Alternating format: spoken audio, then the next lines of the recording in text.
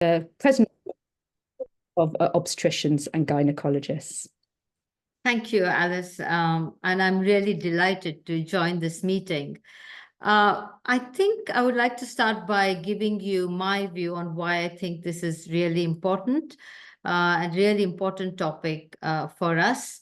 And also to ensure you how both the RCOG and RCM want to deliver meaningful action and activity in response to the climate crisis. And as some of you may know, this is one of my top priorities as president.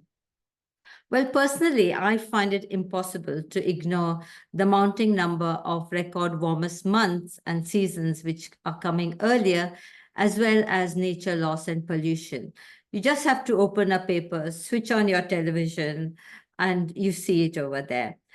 I'm sure we all saw that the latest indicator of the path we are on when it was reported last week, that the 12th consecutive month of temperatures 1.5 degrees centigrade higher than the average before the fossil fuel era has ever been recorded. And that is a problem. And we also know that women and girls are often the first to suffer, particularly in climate vulnerable areas. This is clear to me. I see it every day, and I'm sure you all will agree with me. More frequent and intense extreme climate events such as heat waves, such as droughts and floods, cause immediate danger to life and to health, and longer-term disruptions in healthcare services, and also access to basics such as food and water.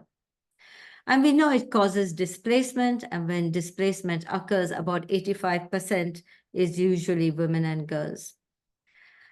And we continue to see people dying in record-breaking temperatures across the world, from South Asia to Africa, the Middle East, America. It's global.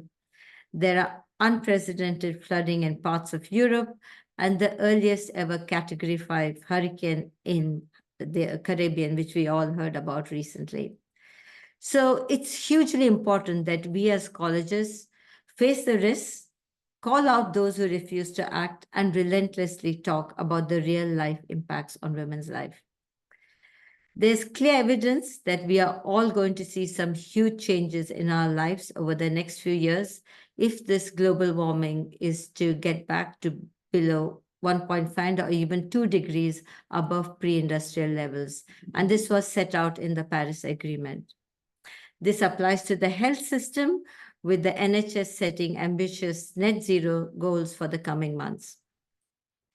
When I took office 18 months ago, I was clear that I wanted to make sure that our specialty is prepared and that our members and fellows can be supported to deliver sustainable care. All the while improving women's health outcomes wherever we can, and helping to propel the changes needed, making obstetrics and gynecology a leader in a sustainable health system. And we can do this because our women are vulnerable. We have a duty to actually make this difference. This SBRI maternity project, working alongside our partners in RCM, the Center for Sustainable Care and Sustainable Healthcare Coalition, can be a catalyst for change. It's a fantastic project. It's innovative, and it involves women and users of services, and that's why we can make a difference. I know much work has gone into this program since March when it began, and we have analyzed the available evidence around what might work to address the carbon hotspots, and have mapped the whole maternity pathway to understand where we think we can have the greatest impact. And now today, with the Green Maternity Challenge, it's over to you. The brightest mind in our colleges, the ones on the front line, who observe on a daily basis, where we could and must do better. And I think now it's your time to think of the brighter future, what difference you can make. It will be your ideas, your collaborative working and innovative mindsets that will lay the path for delivering maternity care to follow. So I would say to you, do not hold back. Come together, submit your ideas, and we will support you in every step of the way to demonstrate how these ideas can achieve the change that is so evidently required. Thank you, Alice. Over to you.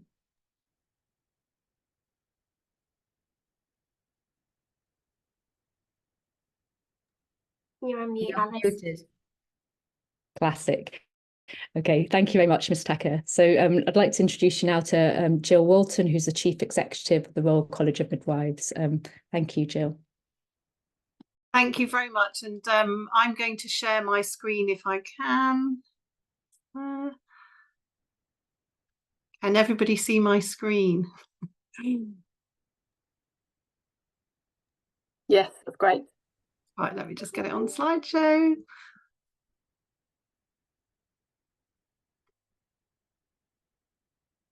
Okay. Well, thank you so much. And first of all, thank you, Rane, for that. And I'm going to start by saying how delighted I am to be doing another collaborative project with a number of partners, but particularly with the RCOG. And I think that the first thing I was going to say, if we don't do these things together about looking at maternity pathways and how we can reduce our carbon footprint, we won't make as much difference. So it's really important that we do it together, and I'm delighted to be part of this. And you've heard already that this is about taking a collective action to deliver low carbon, equitable maternity care. And there is something there about the opportunity of providing equitable maternity care as part of this as well.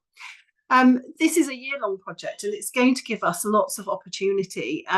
It's a really great opportunity for us to hear from you about your ideas about what maternity pathways could look like that would address the green agenda as well. And that is so important. So the opportunities that we all have to improve health outcomes, to reduce the disparities and promote best practice, along with reducing our carbon footprint. And what a fantastic opportunity. Everything that we do has to align with our core values, upholding our professional standards and ethical practice. So we can't decide that, wouldn't it be brilliant if we just reduce the amount of maternity care we provided, stop seeing women out in the community, because that would save all that travel. That is not a good idea. So it's really important that the other things are part of the ideas for this programme and project. And ultimately, it's about supporting midwives to think differently, and obstetricians about thinking different about effective work environments, but also at the same time thinking differently about sustainability and the challenge that actually, Rane, you've just so clearly explained to us. How do we support people to think differently? This is also about the opportunity in this project at the end to influence policy and public health leadership, to make sure that we can influence others to do something different, and have an opportunity to build trust and engagement across the system, so that equitable care builds trust between midwives and the communities they serve, because we are also addressing the issues around climate change, and that is very empowering and very positive.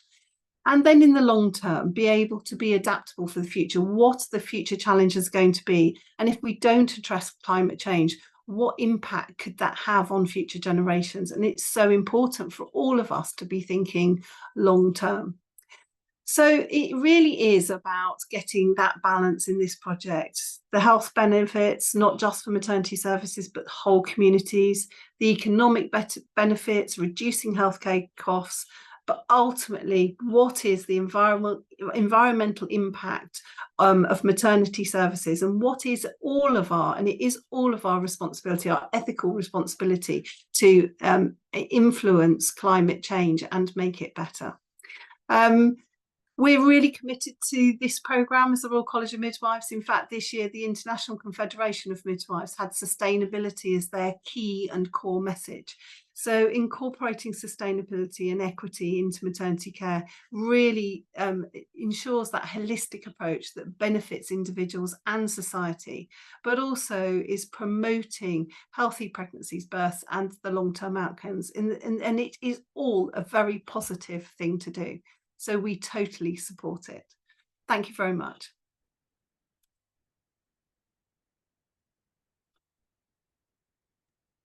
Thank you very much, Jill. So we're going to hand over now to Hazel from the Centre for Sustainable Healthcare. Lovely. Hello, everyone. I was seamlessly trying to share my screen at the right time, but I haven't quite managed it. So hopefully I am almost there. Somebody shout if you can't see it. If not, I will assume that all is good. And I'm going to be talking a little bit with Emma and introducing her. So I'm Hazel from the Centre for Sustainable Healthcare. It's been an absolutely brilliant project to pull together and work on. So the project itself is funded by the Small Business Research Institute, which is quite tricky to say. And the really key thing is that we've got the funding to look at clinical community engagement. So the people who are here today, the people who are going to watch the video, who are going to come up with ideas, you know, that is the maternity community, and coming together to work on this is really important. And as said before, we were looking at low carbon, equitable maternity care.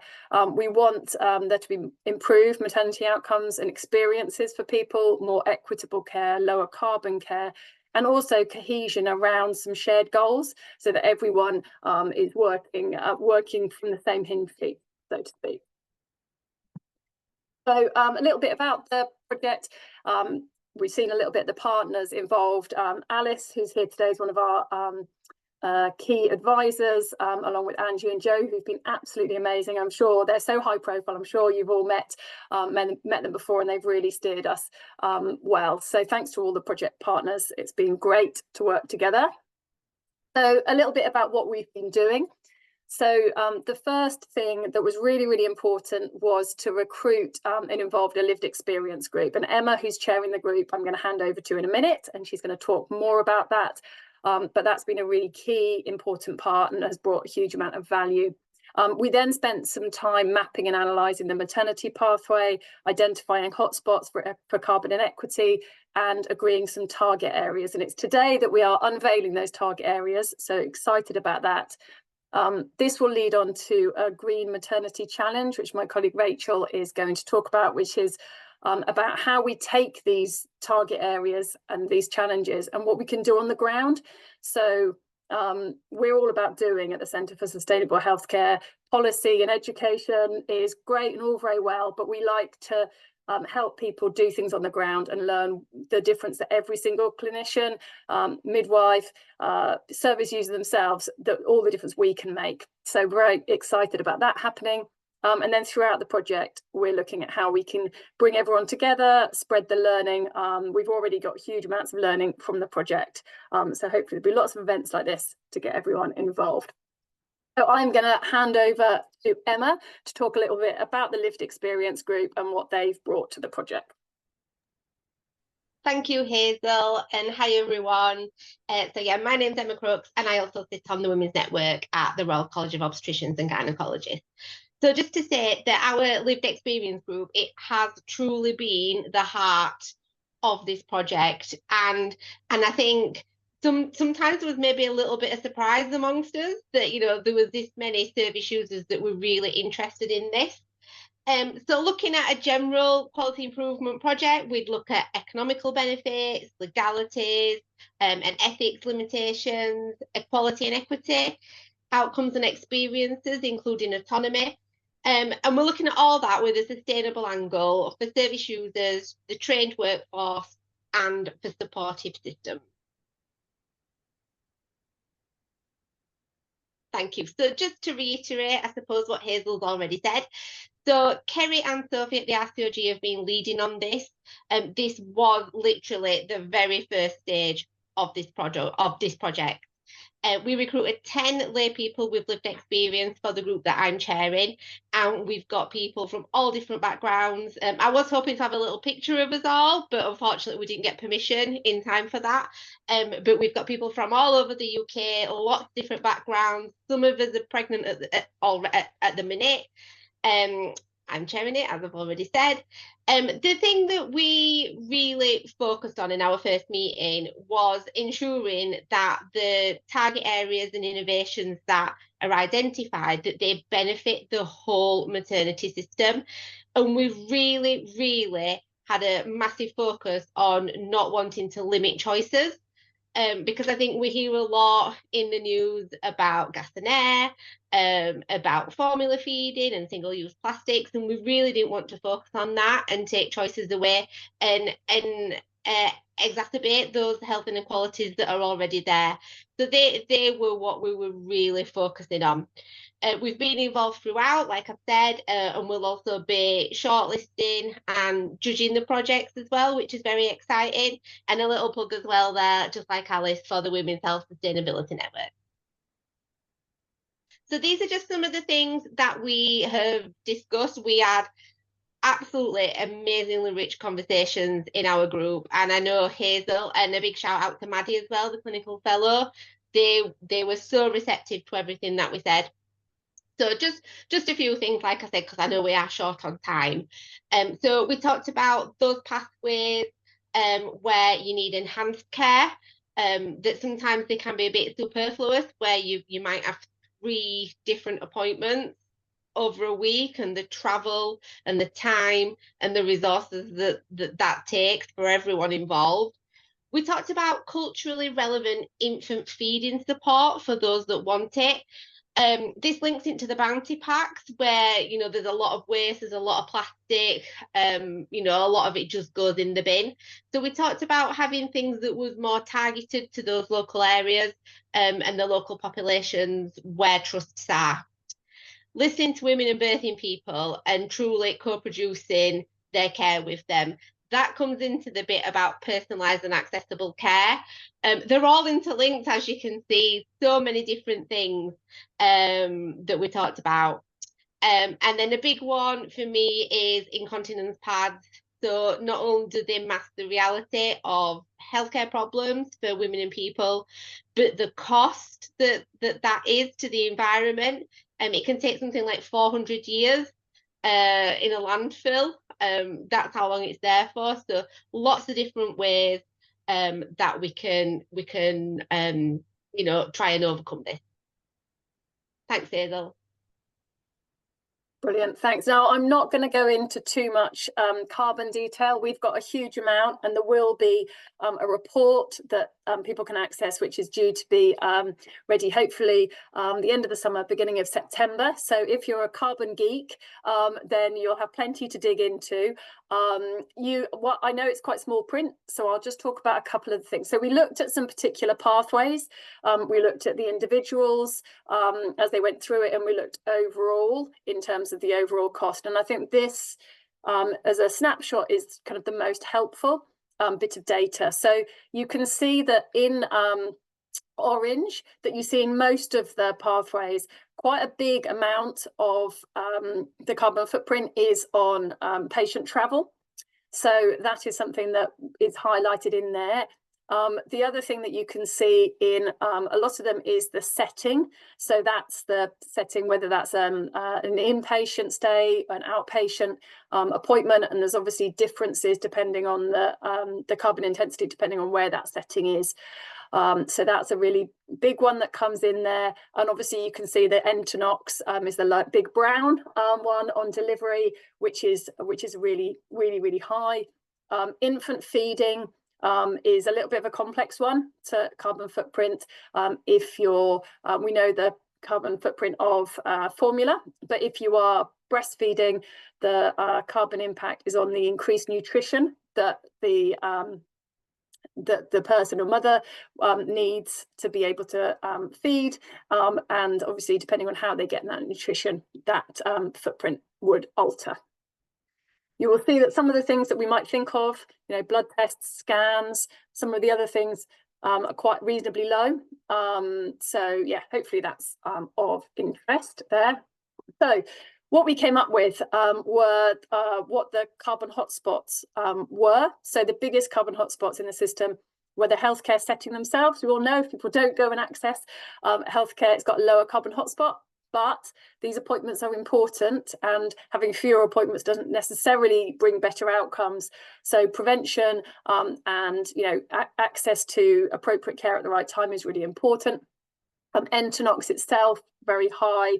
Patient travel, medicines, so that was, you could see that on the hypertension pathway. The birth process, so the instruments, packs, etc., that are used during the birth, and then infant feeding. So those were the areas within maternity that had the highest carbon hotspots. And then we looked at where the equity hotspots were. And I think it's really well documented that certain people experience worse outcomes. And so you can see some of them listed here on the slide.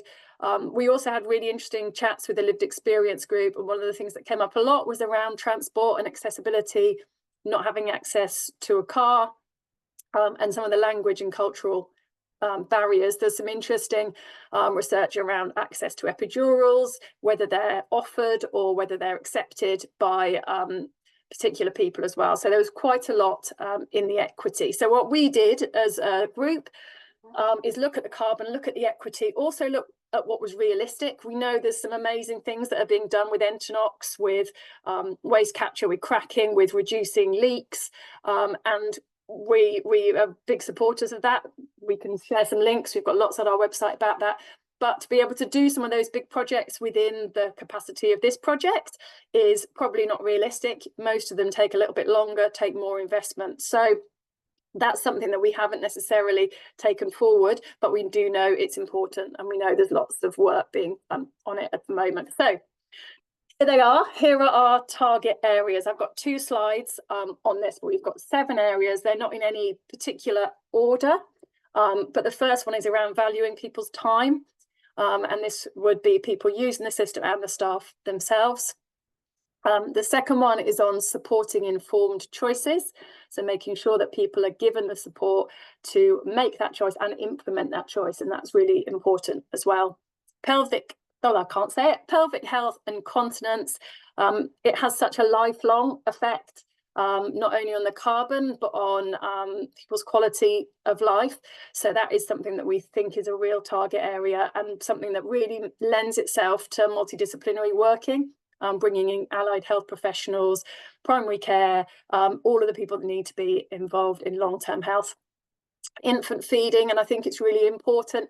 There's some really interesting stats about the number of people who want to breastfeed when they first give birth, and then the number who manage it sort of at 2 weeks and 6 weeks, and it's very low. There's a really big drop off. So we're not trying to change people's minds who can't or don't want to, but if people do want to, we think there's definitely some unmet need to support them to do so.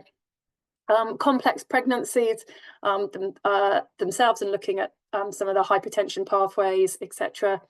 Access and experience for people who experience worse maternity outcomes. So some of the list that we talked about in the previous slide.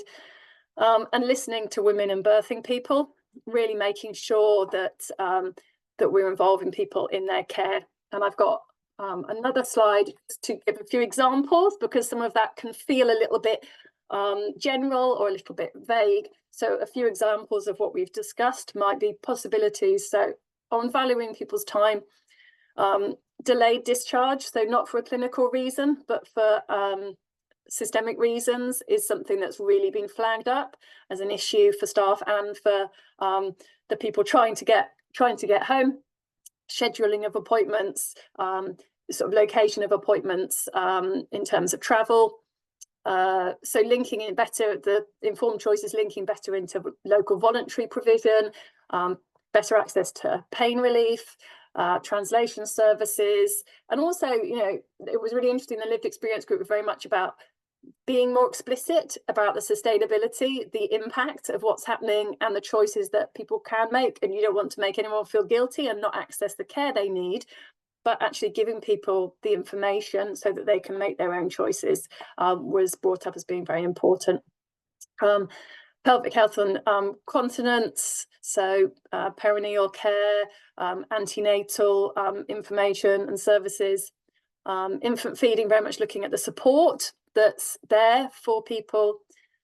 Complex pregnancies, new ways of monitoring, and I know Angie, who's one of our advisors, has been doing some really interesting work on that. Access and experience for people with worse outcomes, so really looking at how specific people are moving through the systems and how those systems are catering for them. And then really looking at how we could have more say for people in how they access care, and how we value their voice in the system. So just a few ideas. What's really exciting about these projects is that you guys on the ground will be the ones having the great ideas. We hope that the target areas will sow a seed and people will have things to think about. But we know that there is already really amazing and interesting work going on, and we hope that there'll be lots and lots of discussion, debate, so that people can really delve into what could be really fantastic changes that can be made from very small scale to really bold and ambitious. We hope that there are lots and lots of things that the community itself comes up with for the project. So I am going to stop sharing my screen. Thank you. Hopefully I've not waffled on too much. Thank you, Emma, for co-presenting with me. The Lived Experience Group has been such an important part of this project, and I think it really shows in the target areas that we've managed to get that experience of people using the system sort of front and centre. I'm going to stop waffling. I said I was going to do it a minute ago, and I'm going to pass on to my colleague Rachel. Thanks, Hazel. Hi everyone, I'm Rachel. I am one of the SUSQI Sustainability and Quality Improvement Leads at Centre for Sustainable Healthcare, or CSH. Can you see the slides okay? Yeah, great. Yeah, I'm here to talk to you about the launch of the Green Maternity Challenge. And so I'll be the one leading the challenge as well and working with the teams who join us. So I just wanted to start by giving an overview of how it works and the timeline. So we're here now in our first of 2 launch webinars, and the second will be on the 24th of July. And so while we are launching and sharing some information about the challenge today, the application period will actually open at the same time as that second webinar on the 24th of July, so in about a week and a half. When applications do open, we're encouraging teams who work in maternity services across the UK to apply to join us in the challenge with ideas that are focused on the target areas that Hazel has just gone through. There's about 8 weeks to apply, and applications will close on the 20th of September. Teams will be shortlisted by a panel that includes myself and then representatives from the Royal College of Obs and Gynae, the Royal College of Midwives, and also from the Lived Experience Group as well. So the challenge really starts for teams with a 90-minute workshop. That's with me, and the workshop is an opportunity to talk more about sustainable healthcare, to learn about SUSQI, sustainability and quality improvement methodology, and to receive support to apply this learning to your project and to further develop your ideas. Teams then have 16 weeks to undertake their projects, and so in this time we can meet with you as often as you need, and that includes support from our environmental analyst team to help to carbon footprint the changes that you're making in your project as well. And at the end of the project phase, teams submit a SUSQI report that we can also support you to write. I will go through a case study at the end, so after a few more slides, that hopefully gives an example of the kinds of things that teams might look at in these project phases. In March next year, we'll have a showcase event. So anyone from the maternity healthcare community and also members of the public with lived experience or without lived experience but an interest in maternity care is very welcome to attend. And at that event, each team will present their projects and answer questions from a judging panel. The judging panel will select and announce the winning team of the challenge, and there'll also be some time for breakout room discussions between teams and attendees at the event about the projects, the learning, any ideas that might have sparked from the wider audience of changes they could make within their own services, and to give a chance for people to share their own experiences and impressions of the challenge. It's not mentioned on the slide, but the project outcomes and learnings in the report will all be shared through the maternity care community via a range of platforms, which includes our Women's Health Network. And there will be an opportunity for participants in the challenge to contribute to the next stages of the SBRI project, which involves contributing to development of educational resources and guidance for sustainability in maternity care. So I mentioned that teams will be supported to use SUSQI, so our Sustainability and Quality Improvement methodology. So I just wanted to briefly explain what SUSQI actually is, if there's anyone who hasn't heard of it before. So quality improvement is the method for change that we use in the NHS. But in standard quality improvement, traditional quality improvement, we often focus on the health and clinical impacts and outcomes for our patients, which is right, we should be focusing on that. And we also often look at the financial impacts, and we look at measuring clinical or health outcomes and financial outcomes. But in SUSQI, we're aiming to think about healthcare in a more holistic way through the lens of what we call the sustainable value equation, which is on the bottom right of this slide. So of course, we're still looking at outcomes for patients. In this case, in the maternity care service, we're not really talking about patients, we're talking about women and birthing people. So we're still looking at outcomes for them and for their babies, and also for wider populations. So that might be not the direct women that you are working with at that point, but the wider community of women and birthing people. And we're looking at within that population, that's where there's potential to think about health inequalities and reducing inequalities in access to care and outcomes. And then we're also still considering reducing financial impact or financial waste, but we're also considering our environmental harm and minimizing our environmental harm. And we're also thinking about social impacts, so adding social value, and that can be for staff, but also for women and birthing people coming through the services that you provide as well. And we're looking at where we can, measuring the outcomes across all of these areas in the sustainable value equation. A big part of SUSQI model and how we encourage development of improvement ideas that add sustainable value is through use of the principles of sustainable clinical practice, and they're listed on the bottom left side of the screen, and they're listed in order of importance. So the first is prevention. Generally, when we're thinking about healthcare more broadly, if we can prevent someone from becoming unwell in the first place, that's the most sustainable we can be. Of course, in maternity services, we're not saying that we should try and prevent anyone from ever being pregnant or ever having a baby. That's, of course, not what we want. But in maternity services, we can think about minimizing risks, preventing adverse outcomes, preventing the outcomes that come from inequality and not having the same access to care. The second, again, the word patient is there, but we'd be thinking about empowerment and self-care for women and birthing people, where that's relevant. The third is thinking about streamlining and improving efficiency in care pathways. And the fourth is low carbon alternatives. And you can read more if you'd like to about SUSQI and the principles on our website. We can share the link after the meeting.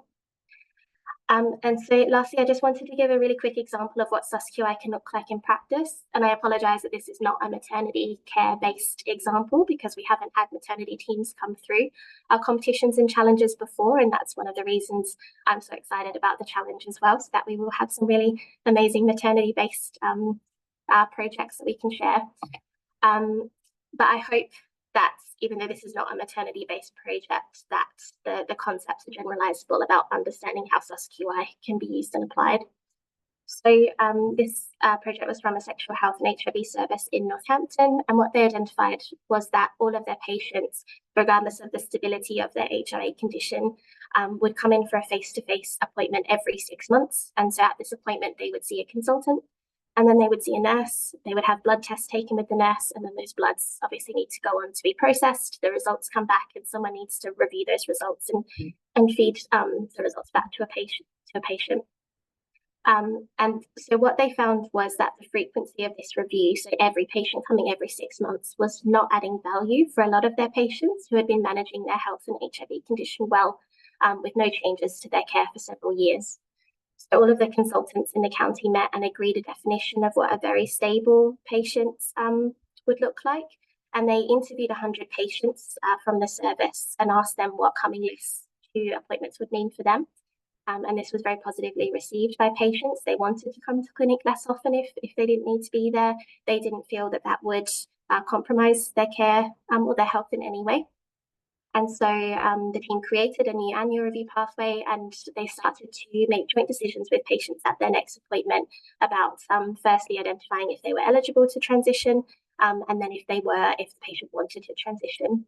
And across a year, about 855 patients moved over to this annual review pathway. So this eliminated 855 patient journeys, appointments, and blood tests being taken. And so you can see next to the social outcomes that this saved huge amounts of staff time. And this was really key, as staff could then redirect this to higher value work. So they could spend more time with patients who really needed that time and really valued that time, where it actually supported them to improve their health and their outcomes, instead of spending it rushing between more patients where patients weren't really getting any value from those appointments. The team also found anecdotally that for patients who were not yet eligible to transfer to the new pathway, that they seemed motivated by the idea that they could come to clinic less often. So in itself, having this pathway as an option might be motivating for other patients to focus on improving their adherence. And more widely, if adherence rates can be improved generally, this in turn can reduce rates of transmissible HIV in the community, which can support wider community health and reducing health inequalities. Alongside these benefits, the team saved about £45,000 per year, and they also saved 26.9 tonnes of CO2 equivalent per year, which is equal to driving about 74,763 miles in an average car. So really huge environmental savings as well, which have come from a reduction in travel and the use of consumables and things that are required to take bloods.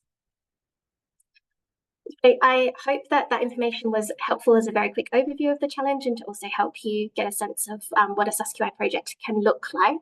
And I hope that leaves you feeling inspired to apply when our applications for the challenge open. I'm going to stop sharing my screen, and I think there's now time for questions. So whether that's about the challenge or about the overall maternity project more broadly. Thank you, Rachel. So hopefully we can see people. If you want to raise a hand, if you've got a question that you want to unmute and ask, or you want to pop any questions, any comments. We've had a couple of people asking about slides, and I think Rachel will share in the chat. We are just setting up, or have just set up, a web page for this project where we'll share when the recording's done. That will go on there. We'll pop the slides on, the recruitment pack, everything will go onto that. So Rachel has put that on, and that is on our susqi.org website, and there's loads of materials on there and loads of examples as well. So do take a look. So we're going to open the floor. We've done very well, speakers. We've done very well. There's plenty of time for questions. So if anyone wants to pop a hand up or pop anything in the chat, and we will try and direct it to the best person to discuss it. Yes, I've got Rani.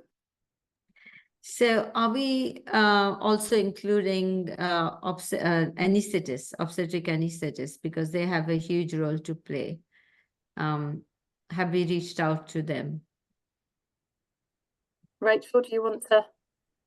The challenge is open to anyone working in maternity services, so that includes anaesthetists.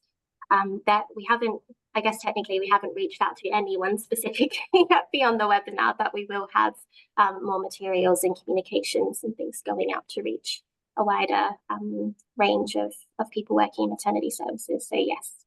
Sure.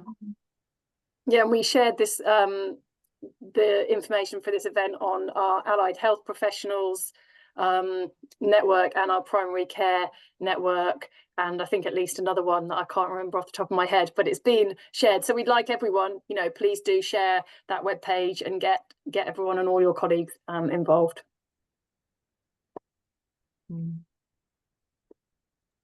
Just saw a question in the chat. That's something I should have gone through when I presented. Amy, thank you. We're looking for 6 teams.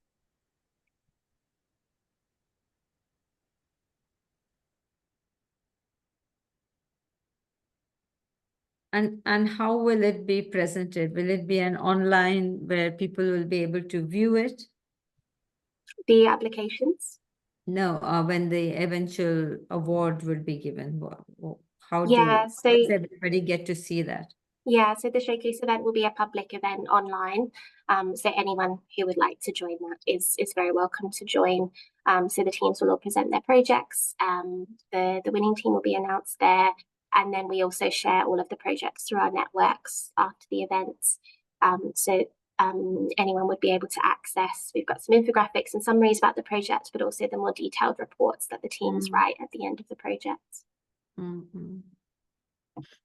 I wonder for dissemination of information, because you know people get so many emails, whether we send it off in our comms from RCOG, but whether we should individually send it out to heads of midwifery and also CDs of units so that it's targeted and people actually see it? Yeah, absolutely. What do you think, Jill? I think that's a good idea. I mean, that's a way into the maternity services, isn't it? If through that, those leadership teams, I think that's yeah, really good idea. And Rachel, there's a question in the chat about neonatal services. Yeah.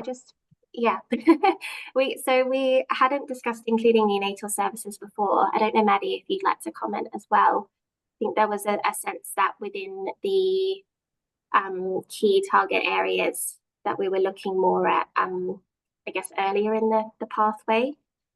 I don't know, Maddie, if you would add to that. Oh, you're on mute.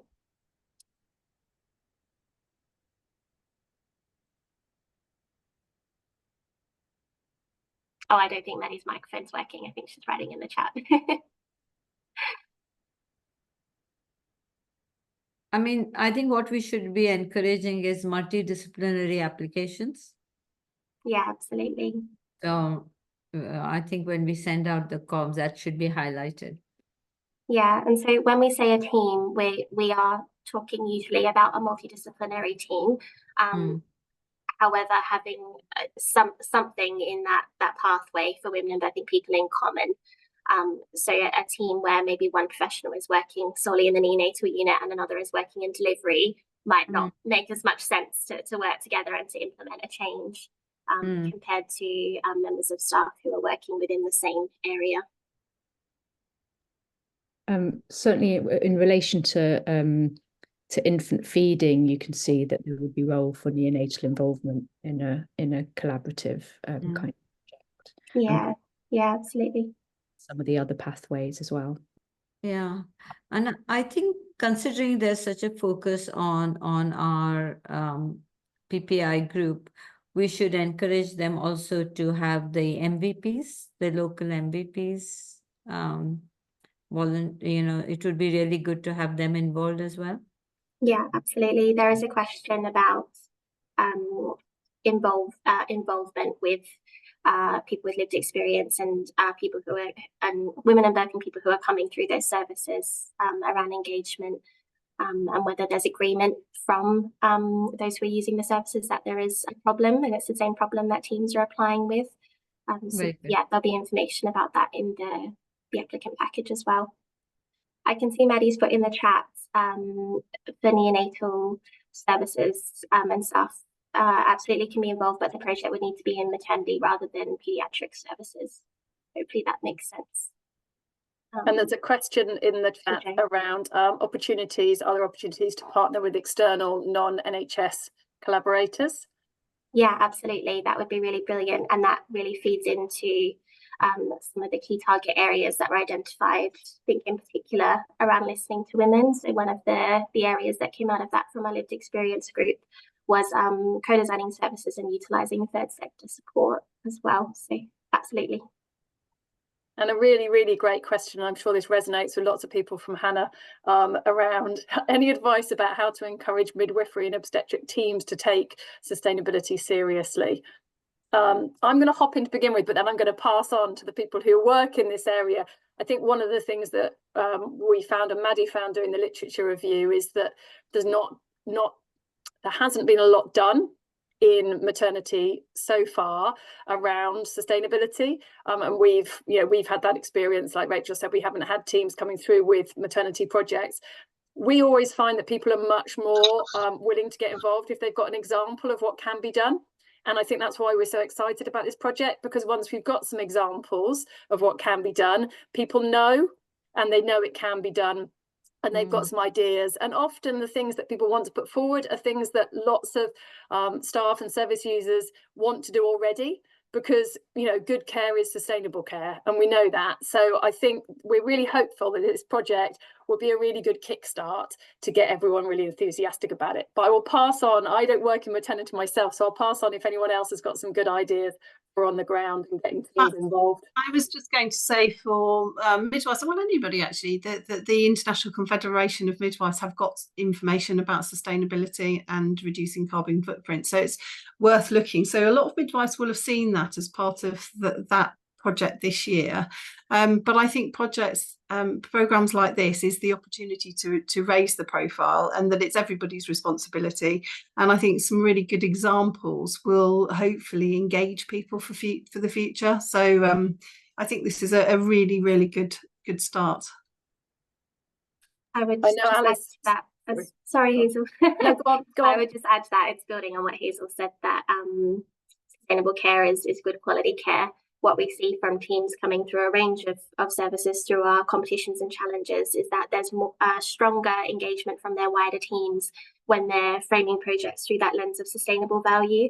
So they're not saying we should do this because it's really good for the environment and leaving it as that. They're also highlighting what the social benefits are, that this might save staff some time, or this could improve the experience that's their patients or their service users are coming through, that this will help the system flow better, that we might be able to discharge patients earlier, and they're also linking it with clinical benefits if there's also implications for improving their patients' health, and also with financial impact as well. So talking about all of those things together is also really motivating and engaging for staff at all levels, so whether that's junior levels of staff or senior leadership.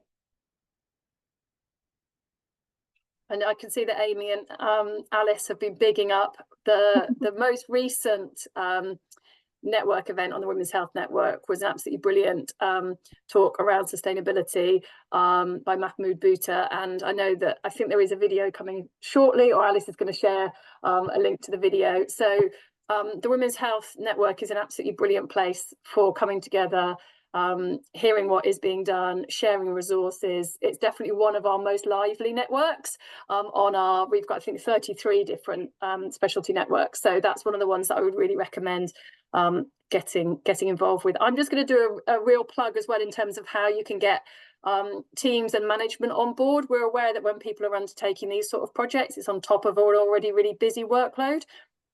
The way, if people want to get involved, one of the things that the teams get is a really, really high level of training from Rachel and from the team. So for each team that takes part, it's about £4,000 to £5,000 worth of training that you get. And there's a really, really good support with that. The other thing, we're always very, very proud that the Green team and the Maternity Challenge, I hope will be the same, teams are often become award winners. So I think we had one sustainability awards where I think 3/4 of the winners have been through the Green team competition with Rachel and our team here. It really does bring out amazing high quality projects, and it develops leaders in sustainability. So we think that's something that people really, really value, and extra training, going to your your managers or whoever and saying this is what you're going to get out of it. It's free training because it's paid for by the project, and you'll get an opportunity to go and hopefully be entered into sustainability competitions, become leaders in the field, which I think is something that we really value. I'm going to stop talking because I'm tripping over my words, but definitely it's a key part of taking part.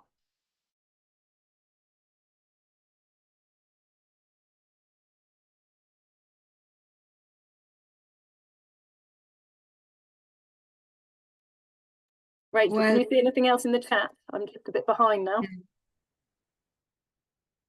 I can tell you that Jill and I will do our best to raise awareness of this when we go out to units and talk to people, and in my blog, etc., just so that people hear more about it. I think that's what, and when we have the examples again, we can go out there, Jill, and ensure that people hear about it.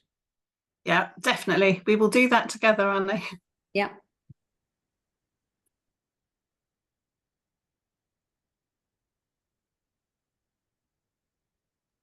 Brilliant. Anything else that anyone would like to ask? There's a question in the chat. Was sustainability referred to in the 3-year delivery plan? No, I don't think it was specifically, but of course that is linked because it is about redesigning pathways. So it's how do you link that then to sustainability? So I think that that's another opportunity. Yeah, I would add to that, Jill, that there's a lot of not only teams who come through our competitions, but a lot of attendees on our sustainable healthcare courses. When they learn a bit more about sustainable healthcare, the principles, they realise there's so much they're already doing that links with sustainable care and is sustainable care and improving environmental sustainability. It just hasn't been recognised in that way before. So yeah, there's probably a lot, even if it's not explicitly stated as environmentally sustainable. And that's very relevant to try and get engagement in people's departments, because most departments will have projects that they are wanting to undertake on some level, and many of them will fit within the categories of the Green Maternity Challenge. So it's kind of an opportunity to get training and support to make changes that departments are wanting to make, which is a great opportunity.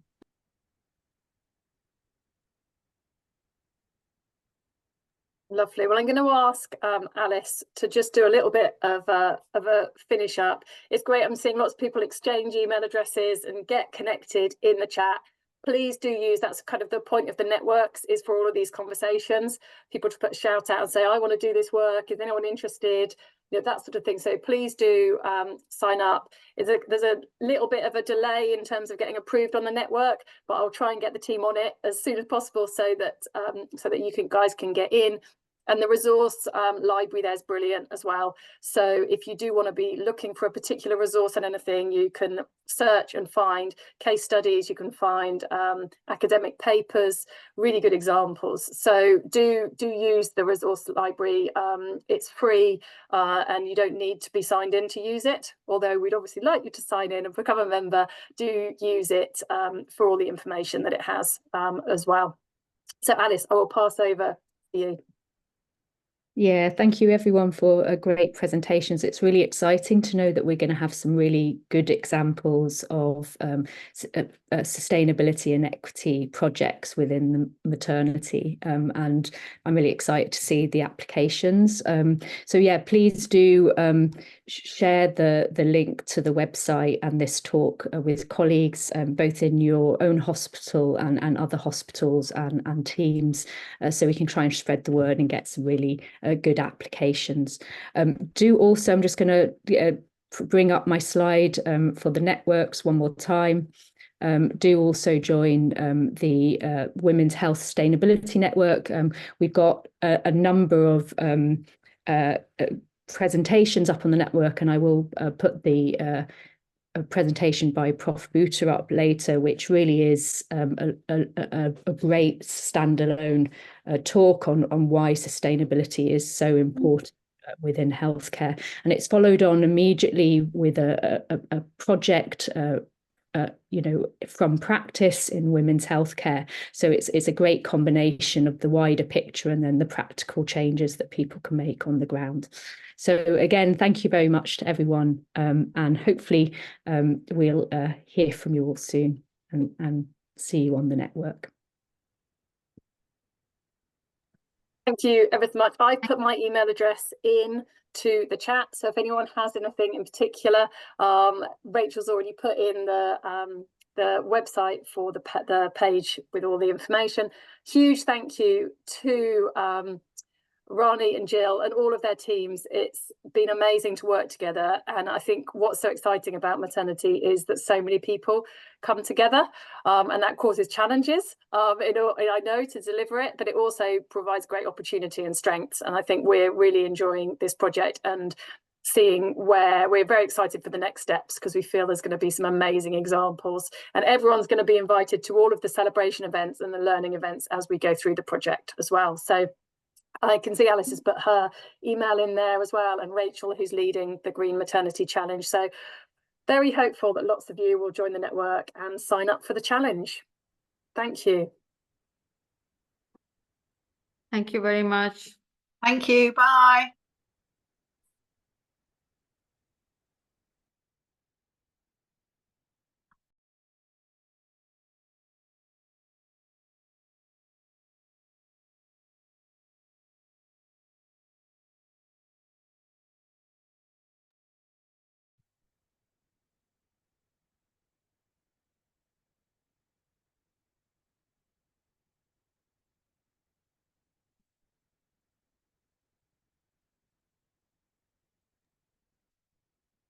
Well done, guys. That was great.